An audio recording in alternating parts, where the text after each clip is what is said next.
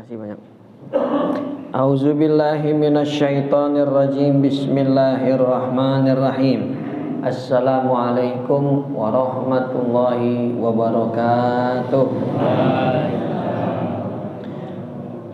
Alhamdulillahi rabbil alamin, wassalatu wassalamu ala asyrafil anbiya wal mursalin, habibina wa syafi'ina wa maulana Muhammadin wa ala alihi wa ashabihi wa man tabi'ahum bi ihsanin ila yaumiddin, summa amma ba'du. Faqad qala Allah ta'ala fi kitabihil karim wa huwa asdaqul qailin. A'udzu billahi minasyaitonir rajim. Wa aqimus salata wa atuz zakah. Qala Rasulullah alaihi afdhalus shalah wa atamut taslim. Man salaka tariqan yaltamisu fihi ilma sahhalallahu lahu bihi tariqan ilal jannah.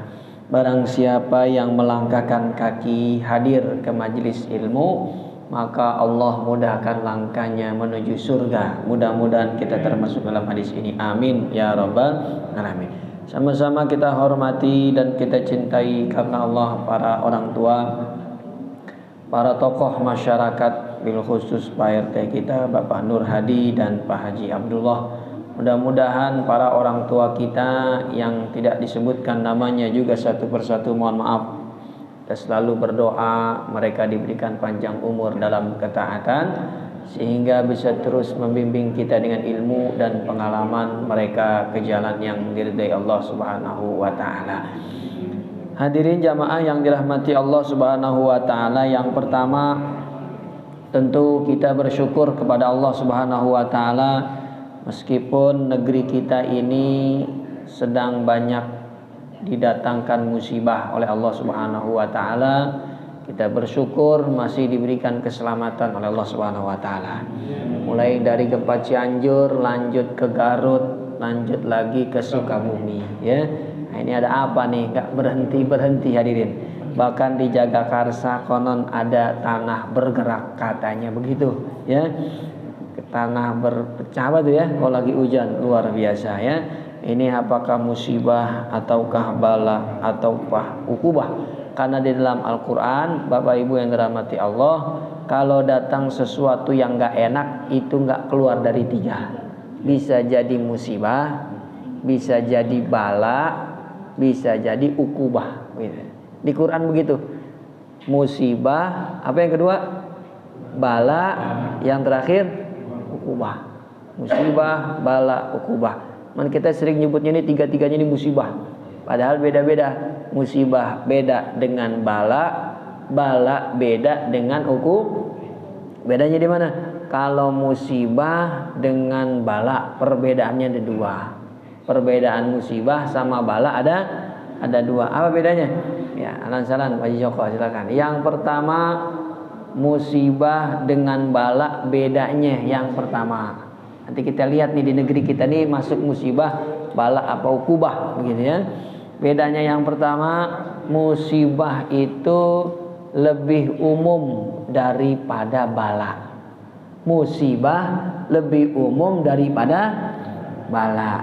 Apa maksudnya? Musibah lebih umum, yang jadi korban anak gede, anak kecil, hewan-hewan, bahkan tanah dan alam semesta. Itu namanya musibah. Ini korbannya lebih umum. Orang yang dewasa, bapak ibu, anak kecil, termasuk alam semesta. Kalau bala lebih khusus, hanya Allah berikan buat orang-orang yang sudah baligh dan berakal sehat, yang kita sebut sudah mukallaf, sudah punya tanggung jawab. Maka Allah berikan bala dalam Al-Quran. Nabi Ibrahim, wa izibtala, kan ada kata bala tuh, wa izibtala Ibrahim rabbuhu bikalimat. Nabi Ibrahim didatengin bala. Nabi Ibrahimnya udah balik. Saat itu diuji sama Allah Subhanahu wa taala, punya anak namanya Ismail, mau nggak disembelih ya? Lebih cinta anak atau cinta Allah? Itu perbedaan yang pertama ya. Bala sama musibah lebih umum daripada bala. Yang kedua kebalikannya, justru bala kadang-kadang lebih umum dari kebalikan itu. Bala lebih umum daripada, kalau tadi kan musibah lebih umum dari bala itu ya.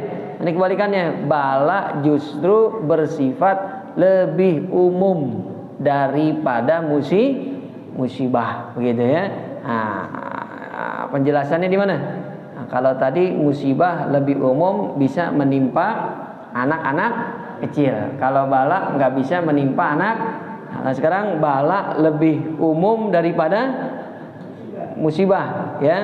Bala lebih umum daripada musibah. Ya, ini maksudnya apa nih berarti nih? Ya. Bala lebih umum dari musibah. Ntar saya pikir dulu, saya lupa ingat ya. Ntar saya ingat ya. Jadi apa tadi? Bala lebih umum daripada musibah, begitu ya. Entar kita lihat lagi dah ya. Kita yang ketiga, yang kedua dulu, pindah. Musibah dengan ukubah, begitu ya. Musibah bedanya dengan ukubah dua juga. Kalau musibah belum tentu disebabkan dosa. Kalau ukubah udah pasti karena dosa, begitu tuh. Kayak ukubah yang ketiga tuh ya. Ada musibah, ada bala, ada ukubah. Bedanya musibah sama ukubah, kalau musibah belum tentu disebabkan dosa. Maka yang bilang itu di Cianjur pada bikin dosa jadi datang musibah, kita jawab musibah datang bukan karena dosa, begitu. Kalau ukubah datang udah pasti berupa hukuman, ya, dosa yang kita perbuat seperti kaum Ad, kaum Samud dan kaum Nabi Lut, ya, karena mereka suka sama jenis, gitu ya. Jadi kalau ada satu kaum LGBT tiba-tiba terkena penyakit apa tuh, HIV, nah itu kita bisa bilang ukubah karena mereka melakukan kemaksiatan, gitu ya. Nah, jadi itu perbedaan pertama. Yang kedua, musibah itu jalan keluarnya, ya, bukan dengan bertaubat kepada Allah saja, gitu ya. Kalau ukubah udah pasti bertobat.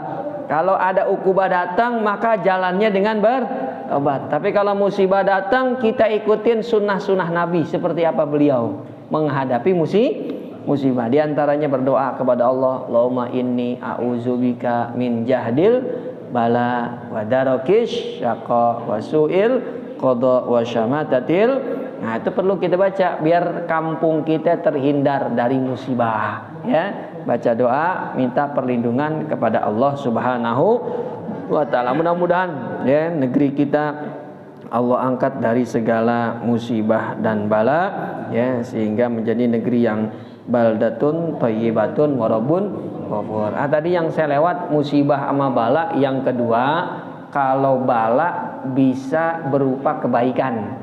Kalau musibah nggak bisa berupa kebaikan, udah pasti keburukan. Jadi bala itu lebih umum. Kenapa? Karena bala bisa datang berupa keburukan, bisa datang berupa kenik. Dalam Quran, wa nabluukum bil khairi wasyarri fitnah. Kami datangkan bala kepada kalian berupa kebaikan dan keburukan. Tapi kalau musibah lebih khusus. Kenapa?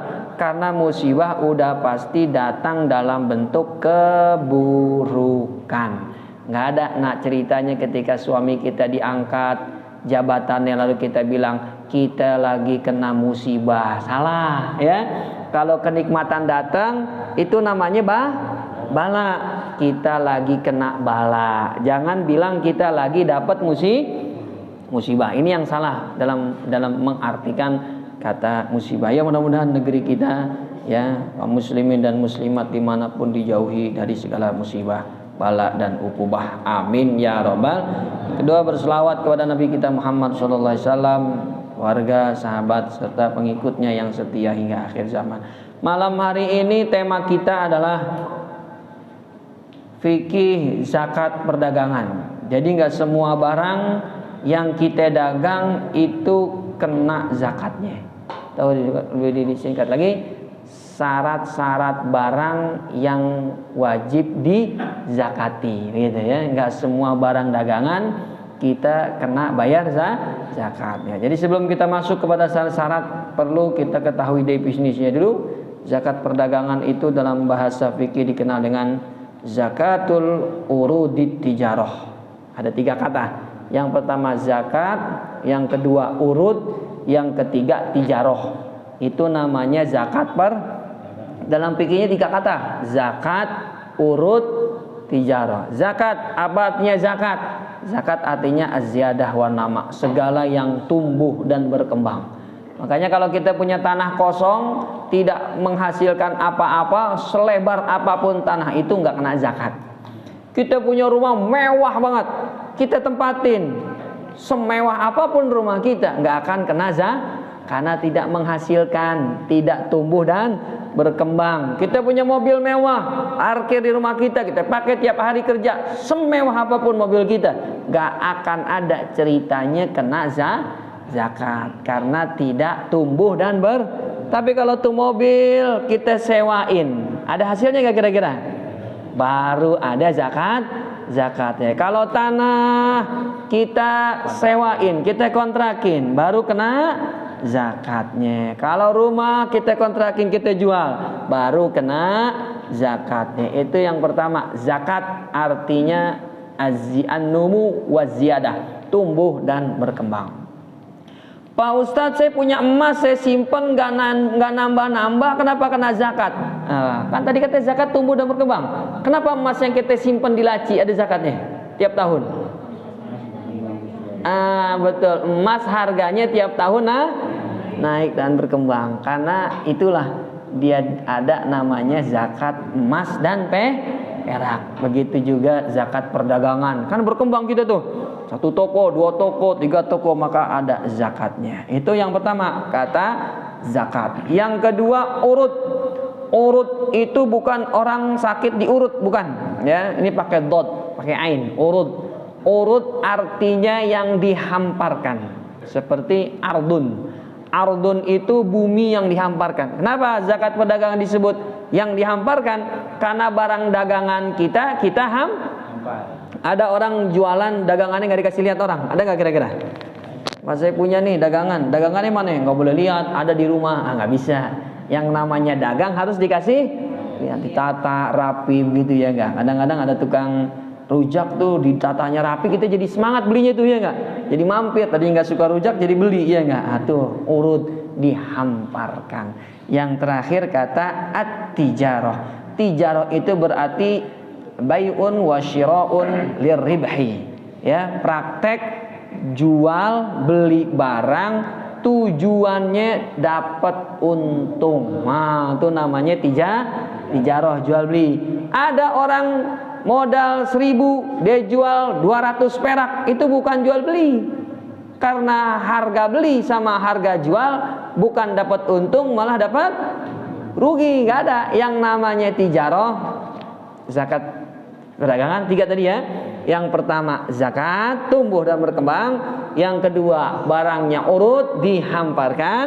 Yang ketiga tijarah, tujuannya biar dapat untung. Sekecil apapun untungnya itu dimaksudkan dalam tijarah. Ini definisi zakat urudut tijarah. Masuk kita ke syarat barang-barang yang wajib dizakati. Yang pertama ada 7 nih. Syaratnya ada 7, harus terpenuhi semua. Yang pertama bulughun nisab. Dagangan kita harus sampai nisab. Nisab itu batas wajib bayar zakat. Batas wajib barang terkena zakat. Nisabnya berapa? Anta belugha qimatu amwalit tijarah nisaban minadz zahabi awil fiddatil madrubain. Nisab zakat perdagangan itu sama seperti zakat emas dan perak. Emas kena wajib zakat 85 gram emas. Ada yang berpendapat 90 gram emas. Ada yang berpendapat terakhir 80 gram emas. Terjadi perbedaan ulama 4 mazhab. Ada yang bilang berapa tadi? Paling rendah 80. Pertengahan Paling tinggi. Nah, nanti kalau kita belajar perbedaan mazhab yang dikonversikan kayak begini nih, karena aslinya itu zakat emas tuh isyruna misqalan, dalam hadis punya 20 keping emas, dirham. Dulu zaman Nabi kalau dagang pakai keping emas. Dari emas dirham, kalau perak namanya dirham, kalau emas dinar. Kalau punya di rumah nyimpen 20 keping dinar, wajib zakat 2,5%. Sekarang masih dipakai nggak keping emas dirham dinar? Udah enggak. Yang dipakai sekarang rupiah, dolar, euro, real gitu kan. Maka dikonversikanlah oleh para ulama mazhab. Ada yang bilang 20 keping emas. Tadi berapa gram emas? Sekarang jadi 80 gram. Ada yang bilang enggak 80 tapi 85. Ada yang bilang paling tinggi 90. Mana yang kita ambil? Kalau perbedaan ulama gini, semua pendapat itu sebenarnya sama-sama kuat. Sama-sama karena mereka nggak ada dalil dalam hadis. Mana ada Nabi bilang dalam hadis 80 gram emas? Nggak ada. Mereka hanya mengira-ngira. Ya, tapi ada ilmunya juga. Nggak sembarangan nih. Makanya mirip-mirip. Ada yang 80, 85, 9. Mana yang kita ambil? Kalau konversi kayak gini, ambil yang paling kecil. Kalau udah punya 80 gram emas, bayar dah, begitu. Karena lebih apa tuh bener tuh? Lebih aman. Kalau 90, wah jangan-jangan harusnya udah kena wajib zakat. Maka kita ambil yang paling apa tuh? Yang paling Begitu juga kalau kita musafir. Kan musafir gitu juga beda. Ada yang 90 kilo baru boleh dikosor. Ada yang bilang 95 baru boleh dikosor. Ada yang bilang 100 baru boleh dikosor. Mana yang kita ambil? Kalau musafir yang kita ambil yang paling banyak. Jangan yang paling tinggi, yang rendah. Paling tinggi 100 km baru kita apa tuh? Kosor. Lebih apa tadi? Lebih hanya ada dua tuh yang dikonversiin. Emas, zakat emas sama kosor. Jarak. Karena di zaman Nabi tidak ada kilometer, dulu makanya amdad. 4 amdad 4 amdad boleh dikosor. Beda lagi dari amdad berubah menjadi farsakh. 16 farsakh di zaman sahabat boleh dikosor. Setelah itu berubah menjadi mil dan menjadi kilometer. Kita nggak tahu nanti di zaman anak-anak cucu kita apakah berubah lagi. Maka tidak ada yang kuat, semuanya sama kuat. Kalau safar ambil 100 kilometer. Jangan Pak Ustadz, ini udah 90 nih, mazhab Syafi'i udah boleh kita kosor. Tar dulu, dari 4 mazhab ada yang berpendapat 100 kilometer baru boleh dikosor. Tar, kita kosornya kalau memang perjalanan kita mencapai 100 kilo. Kalau nggak capai 100, maka kita jamak saja. Di jamak kagak dikosor. Jamak lebih gampang syaratnya daripada Nah, ini kita kembali. Syarat yang pertama, barang dagangan sampai nisab. Nisabnya itu nisab emas 85 gram emas, begitu ya. Yang paling rendah kita ambil 80 kilogram emas, begitu. 80 gram. Apa? 80 gram ya. 80 gram emas ya. 80 kilo enggak ada yang punya di dunia enggak. Sultan doang tuh, Sultan Bek Misah, Pak RT ya enggak. Aduh ya enggak.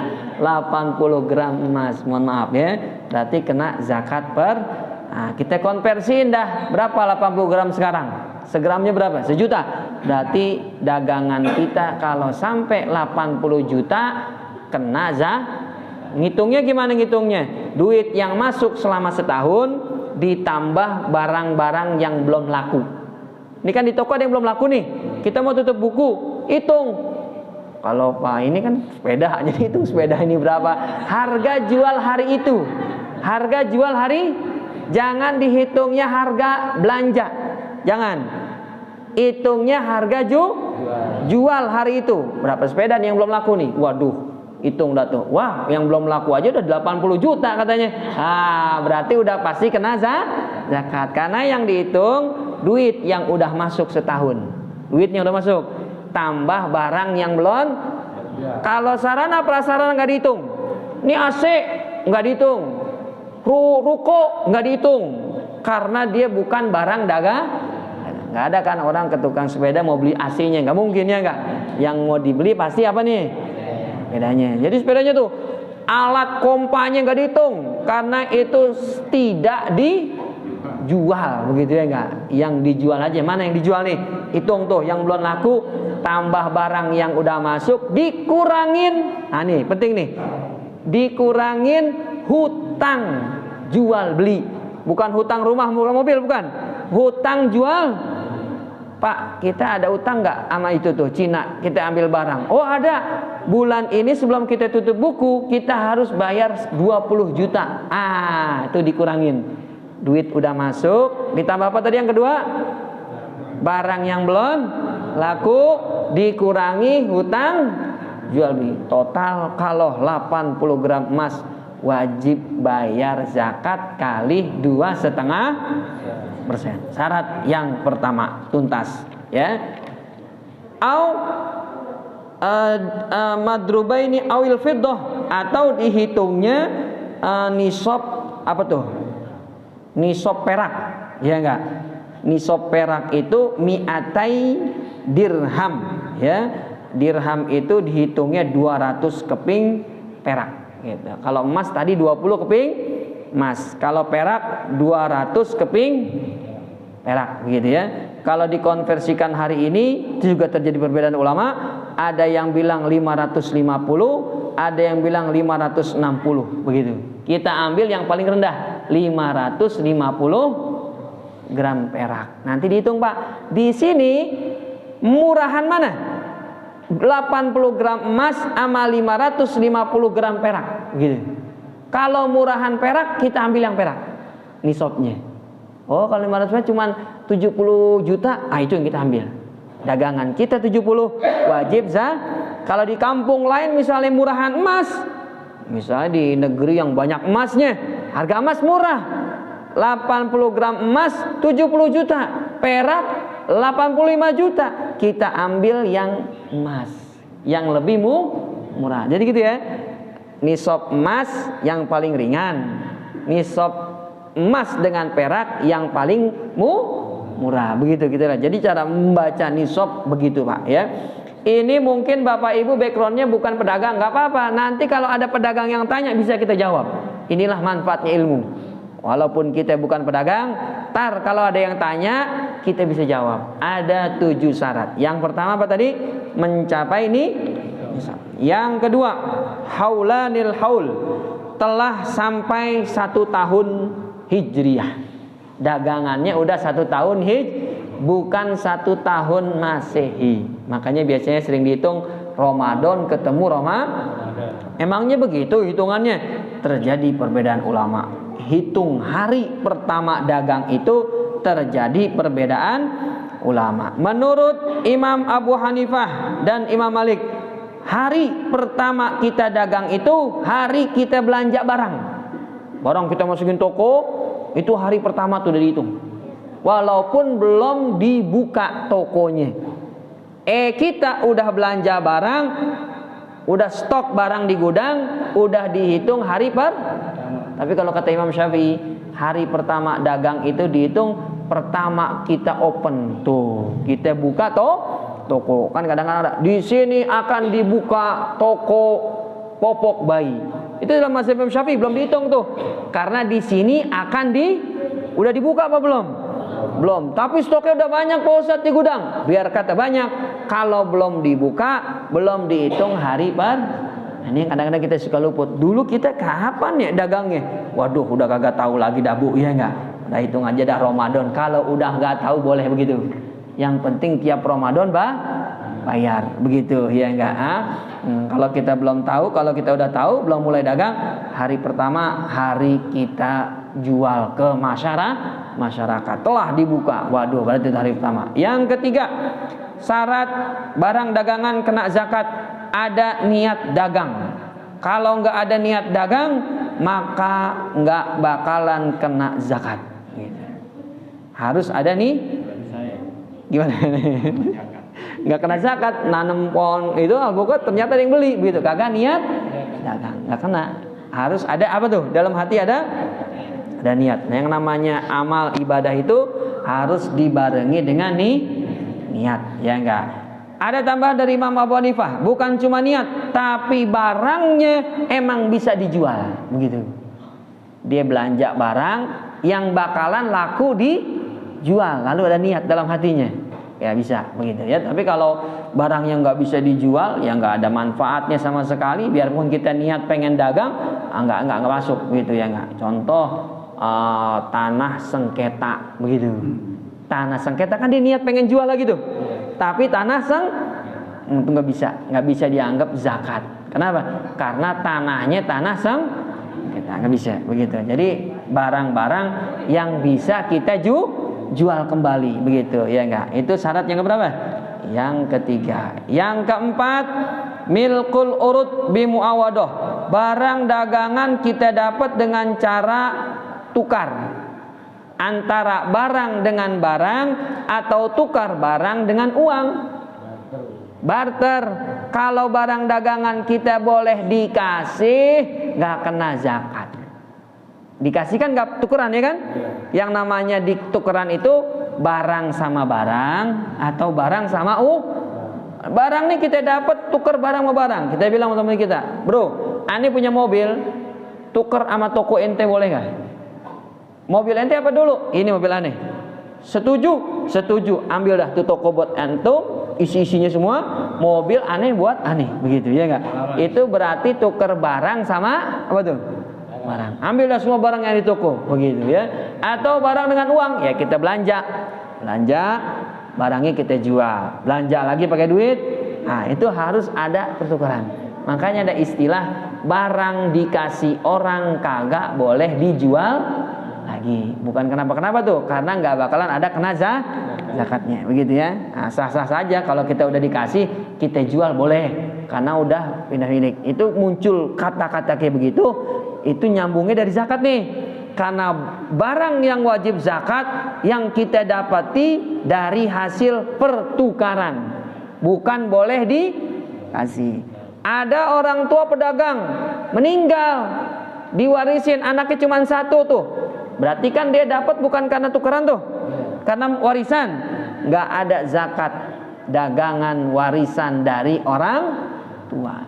Tapi baru kena zakat kalau dia niat lanjutin. Udahlah, ane berhenti dari kantor, ane lanjutin kebaikan orang tua ane, dagang beras, ane lanjutin. Nah, kalau ada niat begitu, baru dari kena zakat, begitu ya. Jadi kalau nggak ada niat, biarin aja toko orang ini nggak mau dagang, biarin aja deh begitu, dianggurin aja begitu sama dia, itu nggak kena zakat, karena dia boleh dapat dari apa tuh? Warisan dari orang tua, bukan dari usaha dia tuker, begitu ya. Yang kelima, alla yaqsuda bil mal al kinyah. Kinyah ini bahasa fikih zakat perdagangan ada namanya kinyah. Ingat kinyah pakai qaf. Kinyah itu artinya imsakuhu lil intifa' bihi wa adamul ittijar bih. Maksud dari kinyah itu barang dagangan gak pengen kita jual. Contoh, kita jual beli batu cincin misalnya, tiba-tiba dapat batu bagus banget, kita bilang nih kagak, saya mau jual nih, ini batu cincin saya mau pakai, saya mau koleksi. Itu gak kena zakat yang itu tuh, karena dia gak masukin barang dagang, dia cuma mau pakai gitu. Semahal apapun bendanya gak akan kena zakat, karena ada niat kinyah, ada niat pengen dimilikin, diambil manfaatnya, dipakai, dia nggak pengen jual gitu. Tapi kalau nanti setelah 2 tahun bosen juga nih, aneh jual dah, baru kena tuh barang zakat, karena udah mulai dilepas, mulai diiklanin, barang langka begitu, aneh lepas hari ini doang begitu ya enggak. Nah itu baru kena hitungan nisab zakat nggak tuh nanti dia tuh ya enggak. Nah hitungan benda yang kena zakat. Yang kelima, nggak boleh ada niat kinyah. Yang keenam, alla yusiru jami'a mal tijarah fi asna'il hauli naqdan. Gak boleh barang dagangan kita rubah jadi uang, gak boleh. Kalau seperti itu maka gak kena zakatnya. Contoh, ada orang usaha dagang, udah mau setahun dia kagak untung-untung. Wah, sayanya kayaknya gak bakat Dani dagang. Saya bakatnya cuma ngajar sonok mari ya enggak. Nah, akhirnya dia bilang, dagangan aneh jual nih semuanya. Berubah jadi apa tuh? Jadi uang. Maka nggak ada zakatnya. Dengan catatan uang hasil dagang tadi kurang dari nih. Jangan lihat ruginya, jangan lihat untungnya lagi tuh. Tinggal dilihat uang yang dia dapat dari sisa barang sampai nisab apa enggak. Kalau sampai nisab bayar kali 2,5%. Kalau dijual barang sisanya sampai 40 juta maka nggak kena zakat. Tadi zakat itu minimal 80 gram emas tuh. Jadi nggak bisa harta zakat itu dibayar kalau dagangannya itu dijual habis menjadi uang. Yang terakhir syarat dagangan terkena wajib zakat Allah tata'allaquz zakah bi'ainil ardi. Jangan sampai barang dagangan yang kita jual itu termasuk dari benda-benda wajib zakat. Benda-benda wajib zakat itu apa maksudnya? Benda-benda wajib zakat itu yang Nabi jelasin. Di antaranya benda wajib dizakatin emas, perak. Kalau hewan-hewan apa? Kambing kan gitu. Sapi, unta, zakat pertanian, itu barang-barang yang kena zakat. Gak boleh dagangan kita berupa emas. Kalau yang kita dagang emas, kayak emas antam tuh, kan kita jual tuh. Orang ada yang jual begitu misalnya ada Pak Ustadz di kampung kita dia jual beli emas antam. Nanti hitungannya bukan zakat perdagangan, hitungannya zakat emas. Kalau yang dia dagang perak, hitungannya bukan zakat perdagangan, hitungannya zakat apa tuh? Perak. Jadi nggak ikut nih. 7 syarat ini nggak akan berlaku sama dia. Kalau yang didagang itu emas murni, emas antam. Tapi kalau emas berupa perhiasan, itu termasuk zakat perdagangan. Itu termasuk zakat. Ini kalau yang emasnya ini emas yang memang dipakai buat alat tukar, begitu ya. Nah, berarti emas murni, emas batangan. Emas antam kan ada tuh 1 gram, setengah gram, begitu ya kan. Kalau dia jual beli itu nyampe nisab 80 gram emas, maka dia kena hitungan zakatnya zakat emas. Yang dia dagang kambing Pak Ustadz, lagi mau hari raya Idul Adha, ada nggak yang tiba-tiba berubah jadi jual kambing? Ada. Hitungannya bukan zakat perdagangan. Karena kalau hitungannya zakat perdagangan, dia lepas tuh dari zakat. Dia cuman dagang selama 2 bulan. Kalau zakat perdagangan kan tadi berapa tuh? Ya enggak? Setahun penuh. Kalau zakat peternakan nggak dilihat setahun, dilihat berapa jumlah dagangannya. Kambingnya ada berapa? 40 kambing. Wajib bayar 1 kambing. Gitu. Jadi jangan sampai yang kita jual apa nih? Barang-barang yang kena wajib. Ada nggak di pinggir jalan tuh yang jual beras? Ada. Hitungannya bukan zakat perdagangan. Hitungannya berarti zakat pertanian. Ya, masuknya zakat pertanian, bahan-bahan pokok, beras, jagung kan gitu ya, gandum, kalau alpukat nggak ada zakatnya, ya nggak ada. Tenang Pak, alpukat nggak ada zakatnya, begitu ya nggak. Alpukat nggak ada zakat. Nanti kita ketemu ada zakat pertanian, ada zakat apa lagi ya, buah-buahan. Nanti kita ketemu tuh semua. Sekarang kita baru zakat apa namanya, perdagangan. Begitulah ya 7 syarat wajib harta yang terkena zakat perdagangan. Ada yang mau tanya, saya berikan kesempatan. Wallahu a'lam bishawab.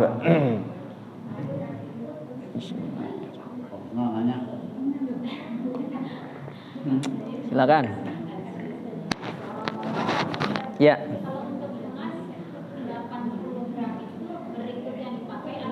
Oh ya, bagus ya. Kalau zakat emas itu yang disimpan selama setahun. Jika dalam 1 tahun dipakai sekali aja, itu nggak kena zakat. Tapi niat dalam hati Allah tahu. Waduh, nih emas saya udah 80 gram nih kata dia. Pakai dah buat pulang kampung, begitu ya enggak? 5 gram, udah nggak kena zakat dia tuh.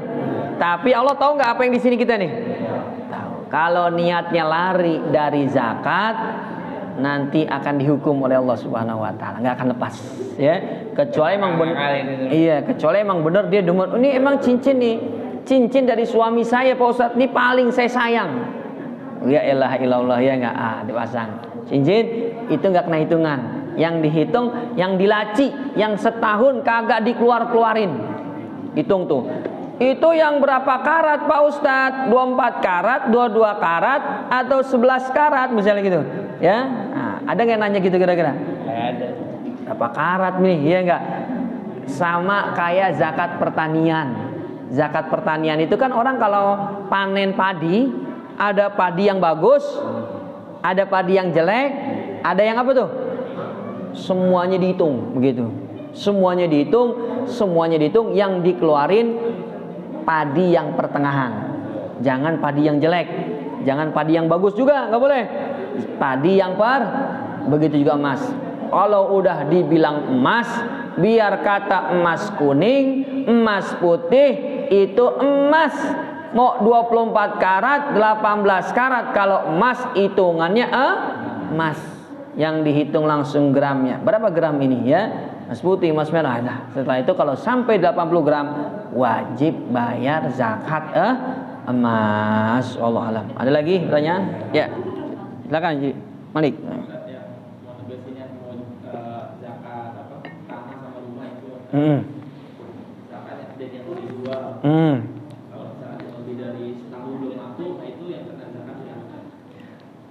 Barang rumah kita mau jual kagak laku-laku, belum menghasilkan.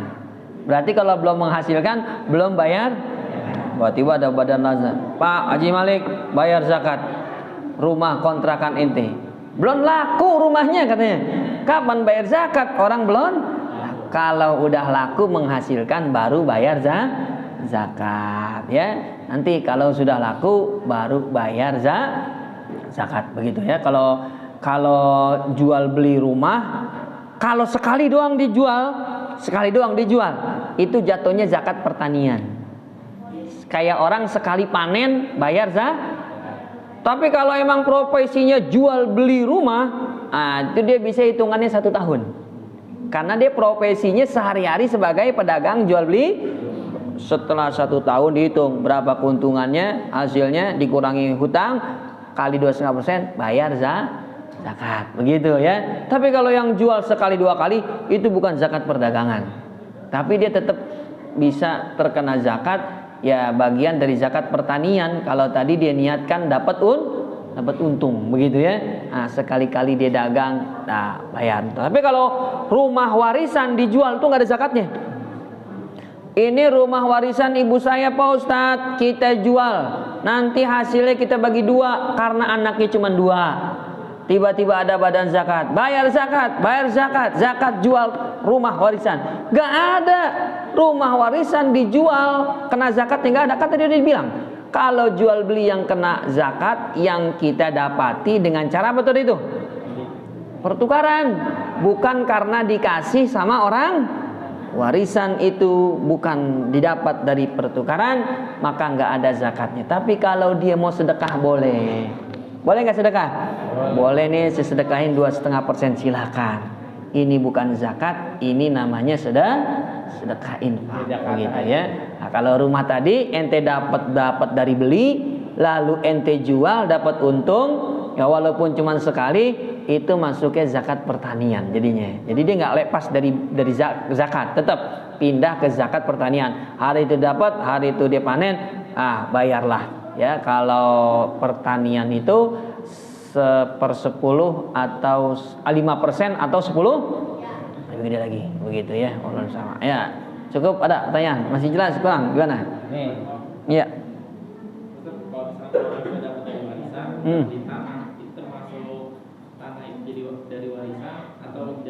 beli, jual beli. Tanahnya yang beli siapa ya? Kita dapat duitnya dari warisan. Dana. Oh, duit. Jadi warisannya berupa duit. Iya. Duitnya kita beliin tanah. Kemudian tanahnya kita jual. Iya. Nah, itu dapat zakatnya jadinya dari hasil perdagangan, gitu ya. Karena dia dapatnya uang. Kalau tadi kan warisan berupa rumah, diganti jadi uang, itu nggak kena zakat. Kalau ini warisannya uang, dijual, beli apa sesuatu, dijual dapat untung, ada zakatnya, gitu ya. Ada lagi? Kalau sebaliknya Pak, tanahnya warisan, rumahnya kita modal sendiri nih. Kita jual, yang di Jakarta rumahnya aja. Ini yang baru tumben nih, ya nggak? Warisannya tanah, dia bangun tuh bangunannya, ya nggak?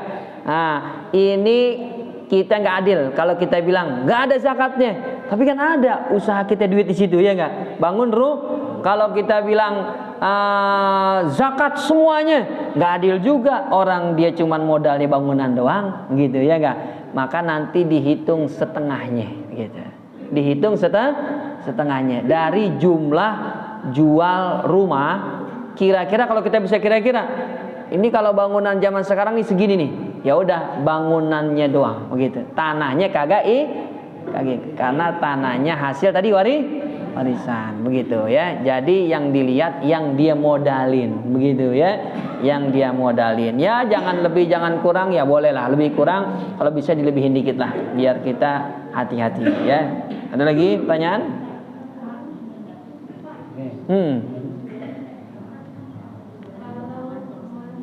Kalau kita jual rumah nih, mau dibelikan rumah lagi. Waktu kita jual itu kan udah bayar pajaknya ya Pak, bayar pajaknya. Sampai setahun kemudian uang itu belum kita pakai, belum dipakai untuk beli rumah lagi. Itu uang yang tadi itu tahun berikutnya kita zakatin lagi atau gimana? Nah, itu jatuhnya zakat tabungan. Yang tahun berikutnya jatuhnya zakat tabungan. Zakat tabungan itu seharga 80 gram emas juga sama. Jadi setiap tahun bayar zakat 2,5, misalnya dapatnya 1 M. Dan tiap tahun tabungannya masih segitu, maka tiap tahun dia bayar 2,5%, 2,5%. Jangan takut kurang, justru tabungannya makin tambah. Jangan, kan kita udah zakatin Pak Ustaz. Udah zakat, yang namanya zakat setahun sekali. Terus pajak bukan bagian dari zakat. Karena pajak buat fakir miskin apa bukan? Buat siapa uang pajak kita? Buat negara, pemerintah. Kalau zakat khusus buat fakir, nggak ada ceritanya. Para pejabat kita disebut fakir miskin karena dapat pajak, mustahil mereka mau, ya enggak? Karena mereka orang kaya, mereka diberikan dana pajak karena mengurus negara, ya. Beda pajak sama zakat. Udah bayar pajak, kewajiban sebagai rakyat Indonesia. Zakat kewajiban di hadapan Allah, lain lagi. Ada lagi? Sudah? Kalau dikonversi, artinya pajak itu standar zakat? Enggak boleh, enggak ada nyambungan itu ya. Sama kayak orang punya rumah kontrakan, dia usaha kontrakan. Tiba-tiba ada orang fakir miskin, Pak, saya mau kontrak di sini. Bapak fakir miskin? Iya, saya nggak sanggup bayar. Udah, gratis, tinggal di sini. Dalam hatinya niat bayar zakat, kagak sah, nggak boleh tuh, ya nggak boleh kayak begitu. Jadi kita kasih duitnya ke dia, nih Pak, duit buat Bapak. Duit apa nih? Duit zakat saya, gitu. Nanti duitnya dipakai buat bayar kontrakan, boleh baru itu. Tapi kalau dia pakai, ente orang miskin, pakai, aneh dalam hati niat zakat, nggak sah zakatnya, nggak sah zakatnya. Jadi nggak sah zakatnya, kagak, harus berpindah kepemilikan dulu. Kan nih bayarnya duit nih, duitnya kita kasih orang fakir miskin, itu berubah pemilikan dari tadinya milik kita ke milik nih. Kalau langsung main kontrak-kontrakin kan nggak pindah. Nah emang tanahnya tanah dia, kontrakan dia kagak pindah ke dia doang begitu, nggak sah. Atau dia dagang buah, fakir miskin makan, niatin zakat sekalian, kagak sah. Ngapain zakat begitu? Ya kagak sah. Kasih duitnya, silakan. Dia butuh apa? Butuh makanan, butuh tempat tinggal, terserah kebutuhan fakir miskin. Jadi nggak boleh ya, apalagi tadi pajak, niatnya zakat, udah nggak nyambung lagi dah tuh ya, nggak, aduh ya, yang ini aja udah nggak nyambung nih. Walaupun dikasih fakir miskin, ya kagak boleh begitu. Apalagi dikasihnya ke pejabat yang jelas-jelas orang kaya raya, begitu. Ada yang gaji 16 juta, ada yang 20 juta, ya nggak. Sambo berapa tuh Sambo tuh ya nggak, aduh. Ya. Dari pajak ke ini. Ada lagi pertanyaan Pak? Iya, zakat, gaji bulanan. Tar ada lagi di sini nih. Tar ada lagi, sabar. Baru zakat perdagangan. Nanti zakat profesi namanya. Ada bulan depan. Zakat profesi insya Allah. Demikian dari saya, mohon maaf bila mana ada kekurangan dan kesalahan. Hadanallahu wa iyyakum ajmain. Assalamualaikum warahmatullahi wabarakatuh.